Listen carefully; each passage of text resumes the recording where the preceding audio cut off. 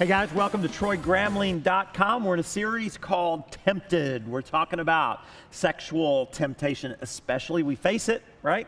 Every single one of us, almost every single day, whether it be on that little box that's in front of us that we type on or that we watch, or it's just everywhere.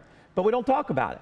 I mean, when's the last time you had an honest and honoring conversation about sex? It just doesn't happen. Maybe in high school, everybody snickered as they watched the film in sex ed, but it's amazing. It blows me away that something that is so much about a part of our culture is so often just ignored. And we get all of our information in magazines from some expert. You know, who is this expert? You know, and if they're an expert, why do they have so much time on their hands? So here's the question. We challenge people. We said, hey, send us in your question. We'll do the best we can to dive into Scripture and see what the Bible has to say. Here's the question. Steph, give it to you.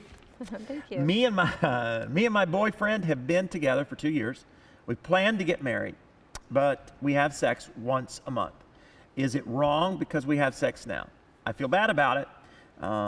So what do you think? You know, I like the illustration that you gave today in the teaching with the cheesecake. You know that, when it's outside of the marriage relationship, you're just enjoying the icing on the cheesecake, and but God created it for. There's so much more. You know, there's the whole cake, not just the icing.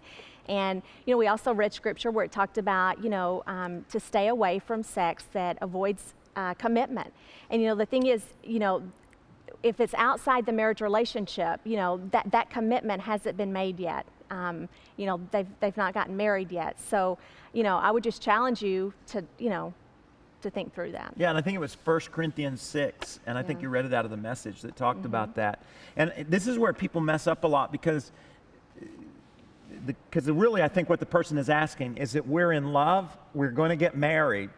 So since we're in love and since we're going to get married, is it okay if we go ahead and have sex? And again, it's like what you just said.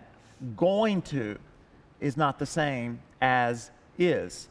And until you say I do, the commitment's not there. Because people say, oh, marriage is just a paper, right? The only difference between you and me is this piece of paper. No. If it was just a piece of paper, you'd have one. The reason that some have and some don't is because it is so much bigger than a piece of paper. It is a commitment. It is a promise that I'm making until death do us part. But it's inside of that commitment that sex can only truly be enjoyed. And so God says, and I think the way we have to think about this is not, oh no, I had sex outside of marriage, it's a sin, God's mad, he's going to get me. No. God's saying it's dangerous to have sex outside of marriage because without that commitment, there is so much that can go wrong. And there's so much emotionally that happens that we're really not aware of until later in our lives. And so please be careful. Please don't give in to what seems to make sense when we say we're going to get married.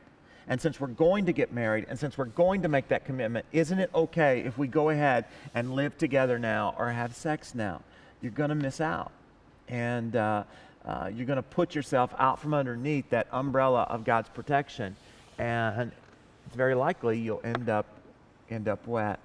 And God says that not because he's a cosmic killjoy. He just doesn't want you to miss out. Hey, thanks so much for your questions. If you have one, send it to us. Email it. The email address is there on the screen. We would love to do our best to answer, to dive into the Scripture and see what it has to say. We'll see you right here